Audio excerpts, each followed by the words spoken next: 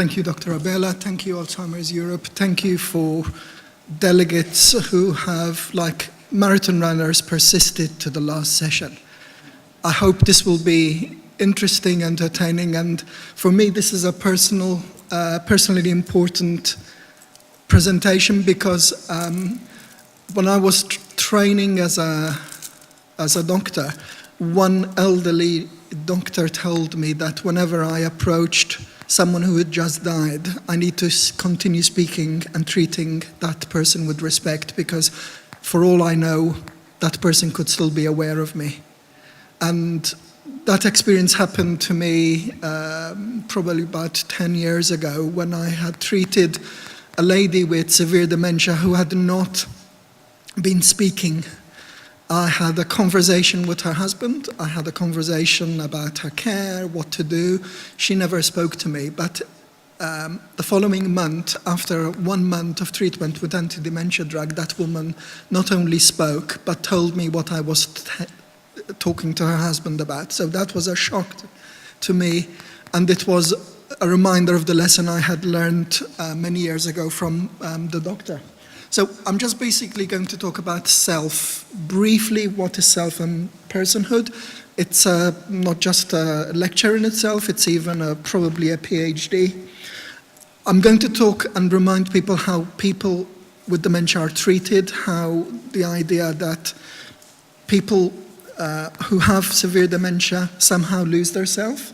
I'm going to tell you evidence for the self persisting in dementia, and finally, just a reminder, because I'm sure all of you know how we should be treating people with dementia based on the lessons that I hope you'll learn.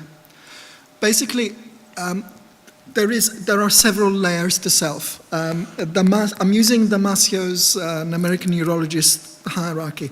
Proto-self are transient unconscious patterns of neural activation.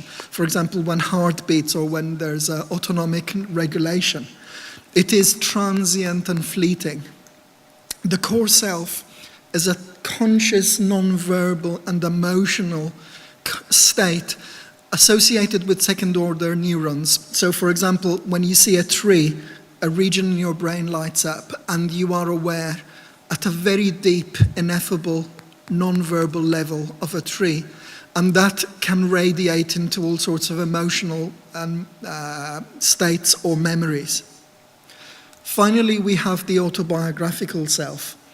This, I think, is what we usually call self. It's the awareness of the past and the current self, but the ability to project that not just into the past and present, but also into the future.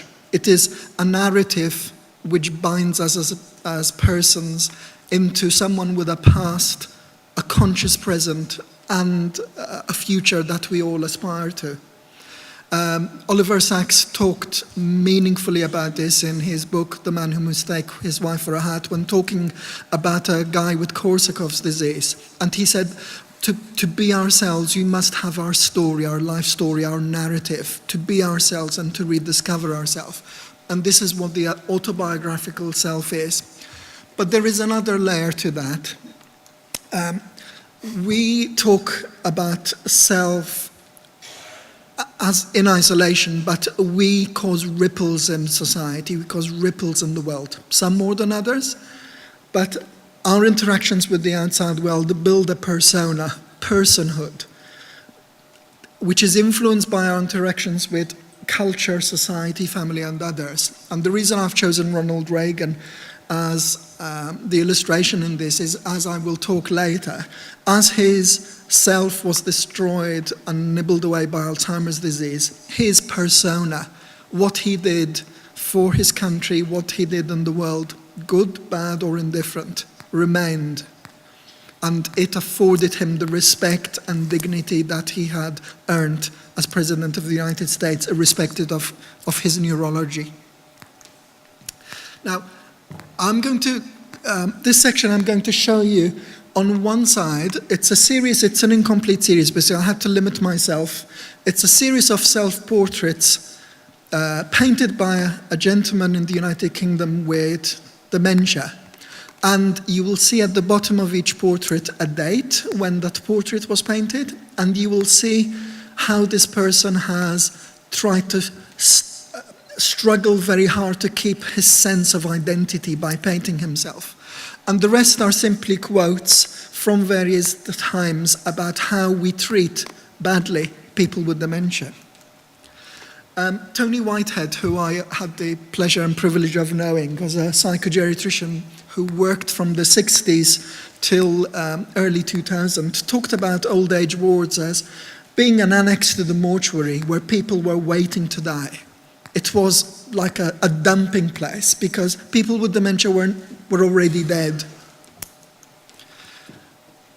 Tappan talked about nursing home staff limiting themselves in their conversation with people with dementia because there's this assumption that people who are severely demented experience life as meaningless. There's nothing to talk to. People do not appreciate any conversation or kind words from nursing staff. This is a rather troubling quote. This is a quote from a British judge who had released a person who had killed his wife with severe dementia. In releasing him, he said, "You tried to care for a woman who ceased to be the woman you married." This is the judge making the assumption that that being who had killed was not the woman he had married, and somehow this justified it. And it's actually quite scary. Although this is not the opinion of Elizabeth Herzokoffis, it does describe the fear that with severe Alzheimer's disease we lose everything by which defines us as human. And a carer quoted talks literally about, "I can't bear to visit this person anymore. It's just a living dead." And I wrote a chapter with a British psychogeriatrician and philosopher called Julian Hughes, and we entitled it "The Return of the Living Dead" because we think there is a lot of fear. Almost we treat people like zombies, they're dead, but yet they try to consume us.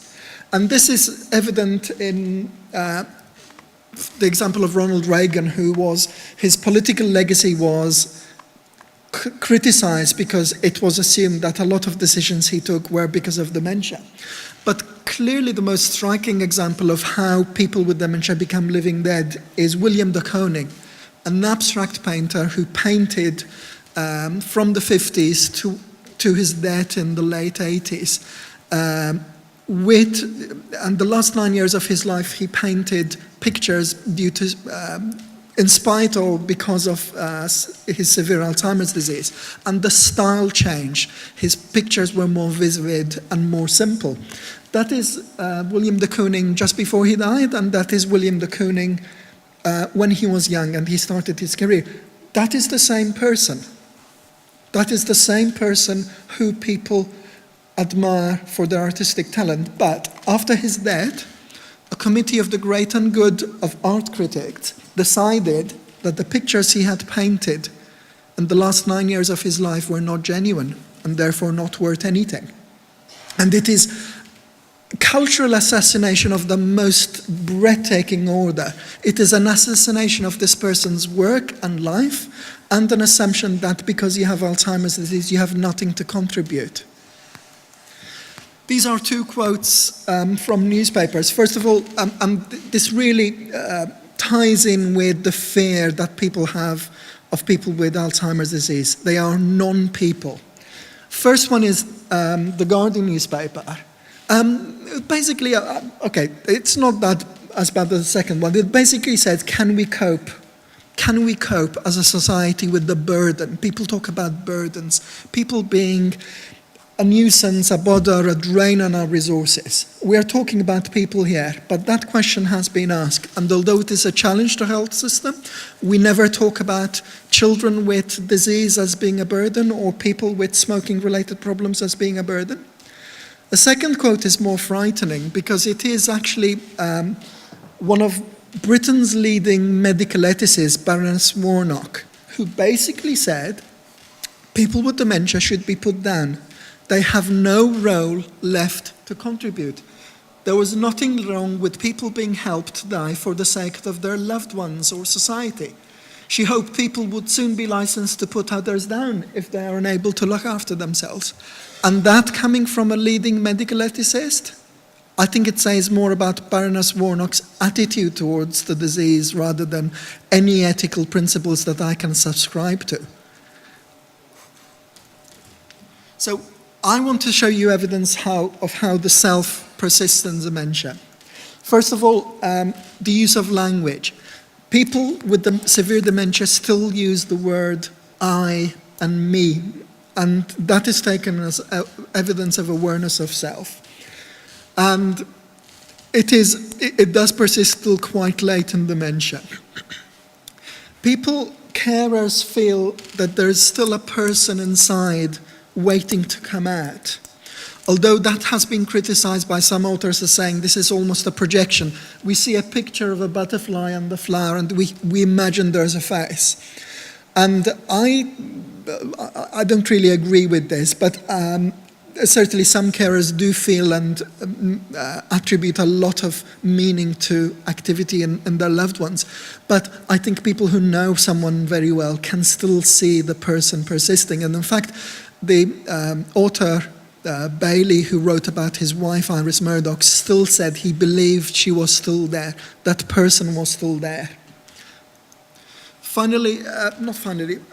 People with dementia will sometimes recognize themselves when looking in the mirror, and they will comment on their appearance, groom themselves. That is lost in the more severe stages of dementia, but it is certainly an awareness of me and non-me. And it is surely evidence of a feeling of being a person and an individual there. Lucid intervals are really some of the most striking evidence. People with severe dementia do say or speak sometimes and very late into disease, sometimes months before they die, in a way which makes it frighteningly clear that they are still aware of the situation. I have many examples. Jonathan Franzen wrote about his father dying from dementia, and he said 3 months before he died, his father suddenly said, after a period of the months of silence, he said, "I'm very pleased to see that you've come to visit me." A friend of mine whose mother had severe dementia 1 month before she died, out of the blue she said, "I don't like being like this." And this is like something coming back from the dead, like my patient that I've treated with anti-dementia drugs. They do come back. They do say things which make you believe clearly. This is not us projecting things onto them. They are aware of what's happening. And it's the self struggling against the neurological illness and trying to assert itself, I'm not dead, I'm still here. I've talked about the effects of drugs, and certain anti-dementia drugs do make carers do report that there's more of the old self, to the point that people with severe dementia can become quite depressed because they're more aware of their situation, and I've had to stop anti-dementia drugs because people are actually not very happy with the situation they find themselves in. So what does this mean, really? Are people trapped inside? Are people trying to communicate? Is the self different in some way? Are we just covering the face and not able to see the person behind the mask of dementia? I tell you that we already have a solution and we already have a method, but we need to acknowledge clearly that self does persist. This is not just being politically correct or kind. This is a recognition of the respect that people with severe dementia deserve because people are still there. Tom Kitwood, the great Tom Kitwood, who wrote the seminal work Dementia Reconsidered, still talked about interpersonal processes, feelings which are expressed and they meet a validating response from us. We need to treat people as people no matter what their illness. And this is a carer who really wrote about finding his mother's bookmark. She used to make bookmarks for him. He said, Mum's soul, metaphorically at least, does live on in these bookmarks. And the person I have become, and all the people whose life she has touched, this is personhood. No matter what self still lies trapped inside us, that person still has touched us in many ways. So I'm not going to tell you much about person-centered care. It is the defining paradigm of the modern approaches to people with dementia. But I'd like to end with this quote. We're not talking about the living dead here. We are talking about the dying who live. The people with dementia who deserve our care and concern because of their continuing place as persons in the human world. And I would like to urge you to take this message to others and to remind others that people who are still living are still people, and they deserve our respect, our love, and our recognition. Thank you.